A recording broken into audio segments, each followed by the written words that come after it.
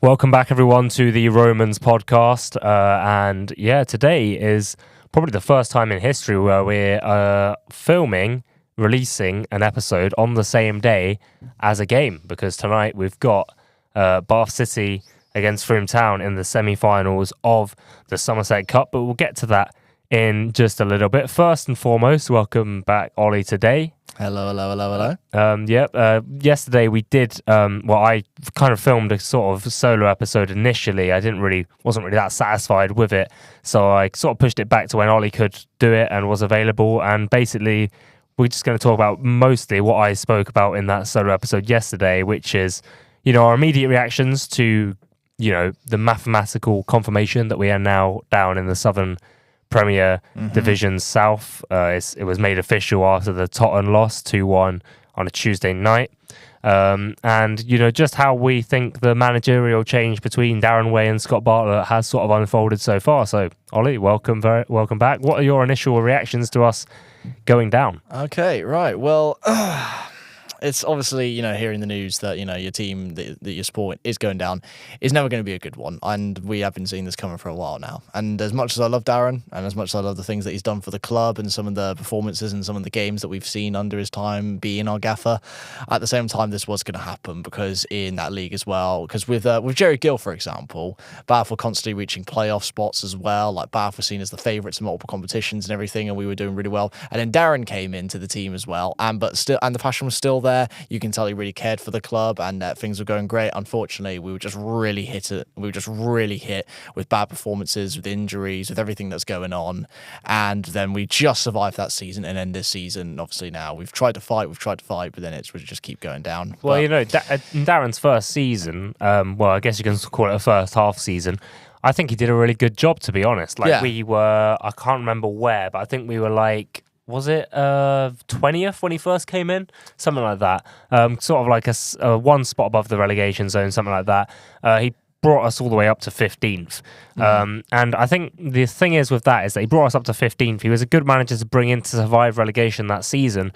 But we gave him a longer contract and said, now you've got to try and, with this very limited budget you've got, to try and push us up further from that position. And that was the second part that he struggled with. And I think that was clearly obvious. He had a great start to this season in August. I think he'd only he lost 2 in 6, which on the surface level is that's kind of average form. But at the same time, he snatched a draw away at Worthing, who are probably looking most likely to win the league now, you have to say. A last-minute draw away at Worthing. He got a draw against Ebbsfleet, which could have easily ended in a 1-0 win. It was 1-0 for most of the game, and it was a last-minute goal, the story of the season, really, that cost us that win. And then also, win against Salisbury away, win at home to Eastbourne.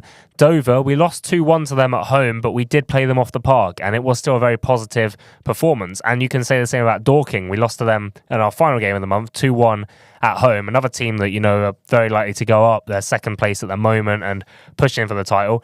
We lost 2-1, but we did that with 10 men for most of the game, 9 men towards the end of the game. And, the fight we showed, there was so many opportunities we could have had to equalise that game 2-2, and that would have been a good point to take away, going down to 10 men in what was a robbery as well. So, it was a decent start to the season that Darren Way had, but it was, it was around the point where I think we were out to Wimborne in the FA Cup. It's a big morale hit. And then after that, 4-0 loss to Maidenhead, a 1-0 loss at home to Chelmsford, and suddenly the season kind of flips on its head. It briefly comes back where we beat Tottenham and a 2-0 win. But then after that, at the weekend, we nearly see out a 0-0 draw away at Hemel Hempstead, another class side, late penalty, that happens. Another late penalty with the Farnborough game, another late penalty for Hornchurch game. A lot of bad luck at the start of the season, but then it was after the new year where it would be loss, and for a long time we'd had one win in 13 games, something like that. Yeah, honestly, and I think when we think about how the fans felt, especially towards Darren as well, like at first, obviously, I mean, and me and you as well, and the fans that came to watch the game, were very grateful for what Darren had done for the club as well, and trying to bring us back into like mid-lower table. But then obviously Darren did have a lot of weight on his shoulders. He had a big responsibility. He had a lot to try and achieve with the club, but not much to do it with. And then seeing how it crumbled underneath him, and how we had that incident not long ago where I can't remember if you just remind me which one the game was. We did it in our episode with Chris, where we were talking about the toxicity and some like comments that we heard from the fans. Yeah, I think that was the Slough game, you know. That was the Slough game, yeah. And yeah, you know, it was very likely coming. I think the main thing that he got wrong towards the late part of his club was probably his tactics, and also I think he lost the dressing room a bit. I think the morale hit to some of the players. You know, he was from sources we've heard, who we're not going to name, he was quite reliable sources. This is he was quite sort of, you know, aggressive towards players in the dressing room.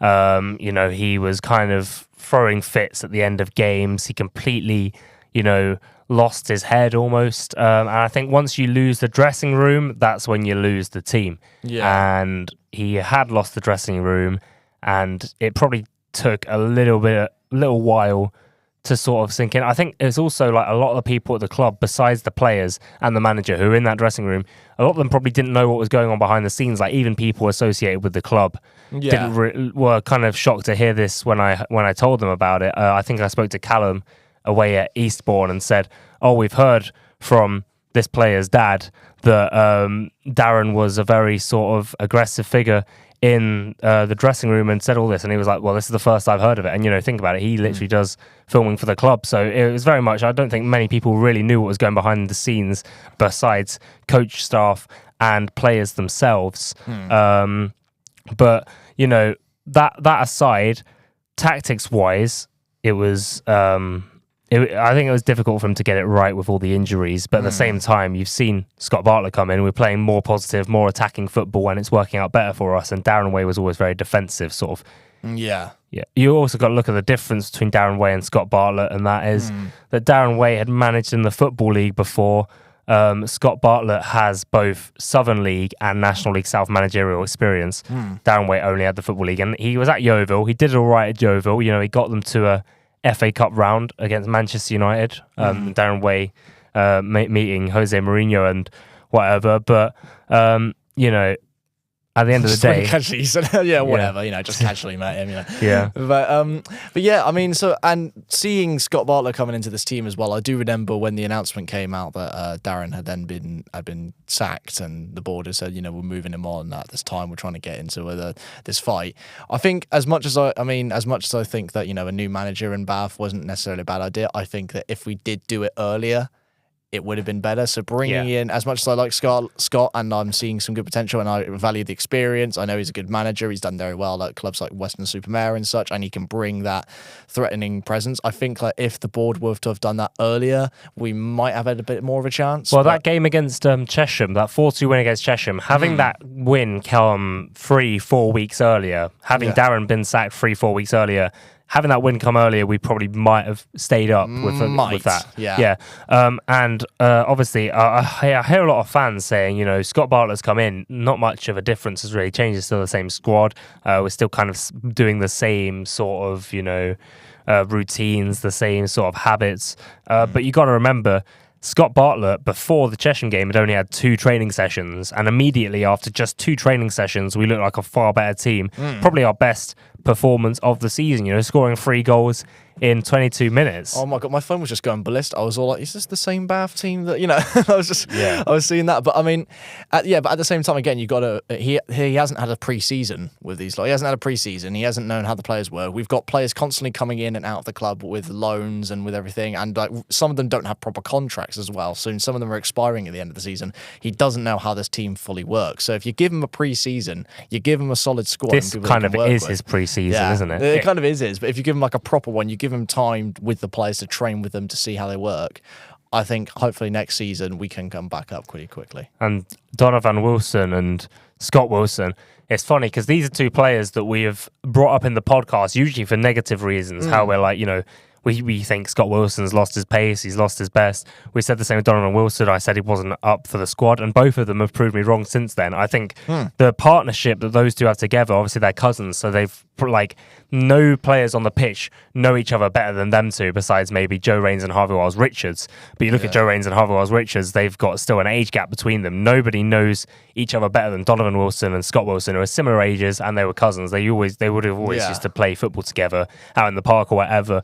And you can definitely see how much better they play when they're together. When they're on their own, they seem a bit isolated. When they play together, especially that Chesham game, they were taking that Chesham defence apart, and they're pushing over 30 years old. Yeah, exactly. But I mean, and as well as that, we have seen them. Like, they have been a great partnership as well on the pitch. And when you've seen them playing together, there's a great photo that I saw. I can't remember who took it. It might have been Callum that took the photo. But there's a photo of both Donovan and Scott looking down on a Chippenham player when the Chippenham player's on the floor. I just saw that, and immediately I think of Muhammad Ali, Joe Fraser. They've bested you. That photo might be in my favourites in my phone. It keeps me up when I'm going down. But yes, Scott Bartlett, obviously, he's got a game tonight against Frome Town. Are you going to it? Scott Bartlett, I will be going to that one. Yeah, it's nice. Love that. Nice. Cup semi-final, and I think this is probably the most excited I've been for a Somerset Cup game in a while, considering it's the only thing left for our season now. Yeah.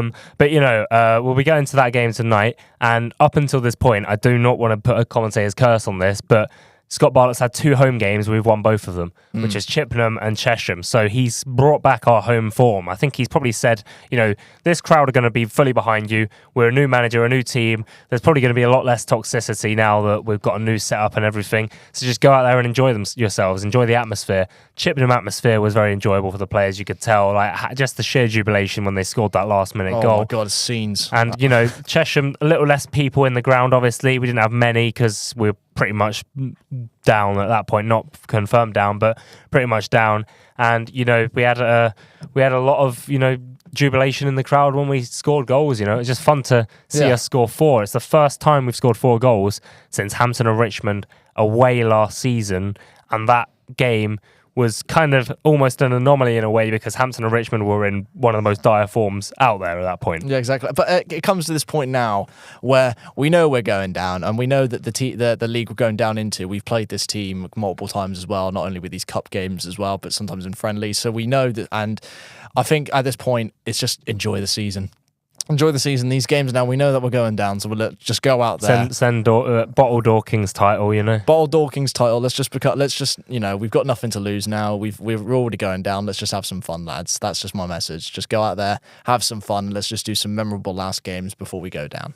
That's very much. And obviously Tottenham on the Tuesday night, I wasn't there. I was considering going, but my bank account told me otherwise. So I was considering going to that game, but then I was like, I wouldn't. But I did hear about I saw the goal line clearance, and there was a big debate on whether or not this ball had crossed the line. I actually commented on Callum's post, and I've actually taken the side of the referees on this one, which I barely ever do. Oh, okay. Let's hear it. I mean, immediate look when you see that clip in the Tottenham game, the ball was so far over the line. That's your immediate thought. It's not touching the line whatsoever. The defenders cleared it, but in the modern laws, at least from the 2 camera angles shown on Callum's video, it's kind of disappointing because one of the angles would have been perfect, but I think a bit of the net gets in the way, so you can't really see it. So he shows 2 angles, one of them with the GoPro, and the net kind of gets in the way. You can't really see the actual line itself. But on the one that I see, the modern laws of the game, it was Newcastle against Arsenal a couple of seasons ago where Anthony Gordon kept the ball in play just about, and then there was a sort of, I think it was a header or something that went in. I can't remember who it was. It might have been like Joelinton who scored it or whatever. And Gabriel was pushed to the ground. And there was a big sort of debate on, was the ball out of play? Another situation happened in the World Cup in 2022 between Japan and Spain. Balls taken to the byline. I think Ao Tanaka, I think it was. It might have been Mitoma. I genuinely can't remember who it was, but kept it in play with his left foot on the line. And the only reason why both of these goals counted, this being Newcastle, Arsenal, and Japan, Spain, is because the curvature of the ball. If you look at it, the side of the ball is on the line. And I didn't know if this was always a rule or if this has only been introduced recently. But if that is the case, then that ball is not over the line in the Tottenham game, because from that one angle I can see a bit of the curvature of the ball is still in line with the line. And I don't agree with the rule. I think it should be based on the base of the ball, where the base of the ball is, you know. If it makes sense, because obviously you're always looking at the curvature of the ball because that's where the line is. But so long as it's not obvious that the ball is, you know, not fully crossed, I think by the rules of the game that should have been a goal in the Tottenham game, but because of the curvature of the ball rule, it's not, you know. No, exactly. But I mean, yeah, you can never really I don't know how to explain it, but just looking at that, when I saw that, because I saw the playback and I saw that shot and everything, and even the goalie for FC Tottenham looked around and said, "Yeah, I thought that went in. It was not really."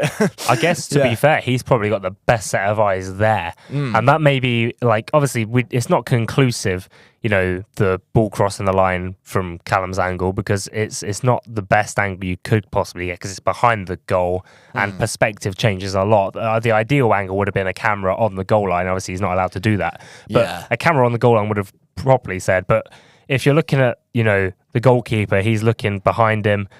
He sees the ball and the line quite clearly in his eye line of vision. If he says it's in, he's probably the best set of eyes. And for that reason, it probably is in. But just from that video angle, you can't conclusively say it, in my opinion. In my opinion, on the video angle, Callum said it's not in.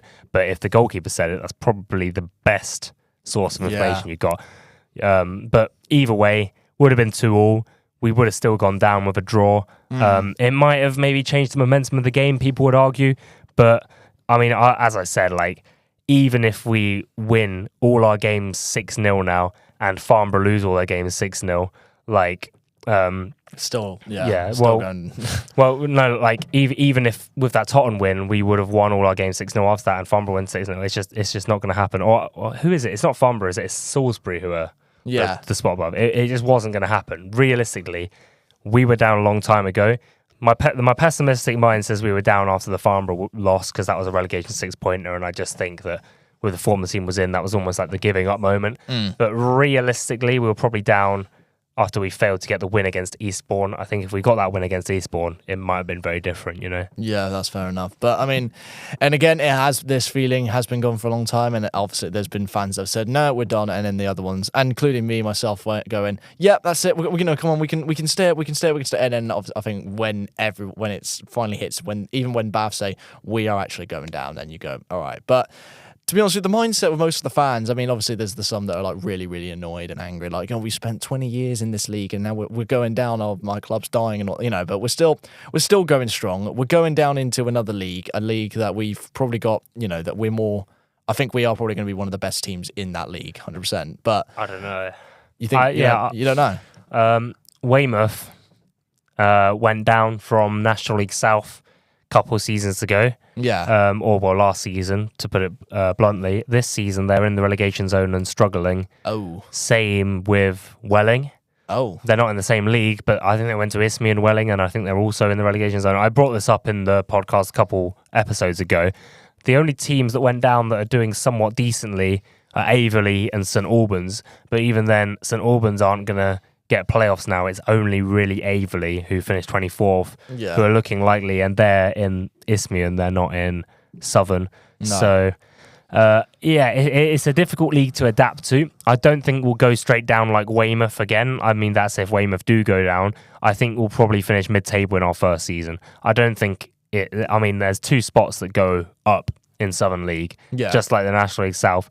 It's very difficult, and if you look at teams in the National League South, like, you know, Worthing look like they're finally going to go up, but they should have gone up like 5-6 years ago with how good they were. It's very difficult, the football pyramid. Once you go down at this level, it is very difficult. But as I said, I think we made the best possible employment we could have done with Scott Bartlett because he's got up from that league before and he has experience in winning a title, you know. Exactly. So I mean, and I'm looking forward to seeing more of his fixtures. Again, even though it's still a big game, it's not as big of a game. I'm still looking forward to tonight's fixture, and I'm hoping to see a bit more passion and just more fun games. Really, that's what I'm looking for. Well, talking about that, Frome are obviously going up into the same league we will be in next season. They are winning the division below Southern Premier South. So it'll be very interesting to see a team that is performing very poorly in Tier 6 play a team that is performing very well in Tier 8, because that'll be a big teller to see who would be better next season, a team that comes down or a team that comes up with the confidence and the skill. It's really going to be an introduction towards I mean, you've already said this, but like an introduction to see how Bath are going to do now. This is kind of all right. And another thing is tiredness. We played a game on Tuesday. We played a game on last Saturday. So that's Saturday into Tuesday. We're playing a game today on Thursday, and then we got a game 2 days against Dorking. Yeah. So this schedule, I doubt Frome have got as big a schedule because they've got probably a better pitch, if I'm being honest. Probably. So they probably had less games postponed. But that's that. We'll see how it goes. I don't want to be pessimistic. And I think looking at the optimist side, the way we're playing under Scott Bartlett, yes, we've lost games. We lost against Torquay, we lost against Maidenhead, we lost against Totton. I think the only one of those performances that was really poor was the Maidenhead one. Yeah. But I think Torquay, even though we lost 4-1, the first half of that game, we put up a good fight against them. Think about it, they are like miles above this level. And I don't know why they're still here, Torquay. But they beat us 4-1 in the second half. A couple goals scored in the second half, and I think the only reason for that was because we weren't nervous, we weren't penned in. I think by all means, if Darren Way was in charge of that game, we probably would have just tried to see out a 2-1 win because it was a respectable result. But we went for a draw in that game, and that's why we conceded those 2 extra goals. Because if you look at the third goal we concede, the only reason we concede that is because Putman's coming forward and he's trying to keep the attack alive to try and get us an equaliser. I much prefer that. I much prefer if we take risks and lose by greater amounts than if we lose by 1-0, 2-1 every game. And I think the reason why Darren Way would always do that, like those minor losses, is because he'd do that and be like, okay, we don't want to concede anymore now. Let's be defensive. And if we're lucky, we can whip one in the box and score an equaliser, which we barely ever did. I think it's a much better way of doing things, just being, risk free. Just take risks and everything, and go for results. Yeah, exactly. Just go for results. And not only was that, pivotal then, it's also still pivotal now. We need to show, not only just because we're getting relegated, we need to make a good impression on for this team, just to show them who we are. And even though they're most likely going to go up into our league and then we're going down into their league, we need to make a good impression. Just show everyone that we still mean business, that we still try and fight hard and play hard and work hard and everything. And again, and I just said it a minute ago, I'm saying it again, just go out there and just have fun. Just have some great performances. Show how much you love the game. Show how much you love the team. If you love the team, if you love the game, just go out there and show it for all the fans. But it's a very crucial part. Well, there we go. We'll probably cut this podcast a little bit earlier this week. Not a lot to talk about, but we wanted to mostly talk about, the hiring of Scott Bartlett, how he's been doing so far, why Darren Way went, and our general initial reactions to Bath City's officially mathematically confirmed relegation. Thank you very much, Ollie, for coming on. Thanks for having me on. Yep, and we'll see you all in the next episode. Might be next week, might not be next week. We'll have to see how timings align with assignments with university and everything. Thank you very much for listening, and goodbye. Ta-da.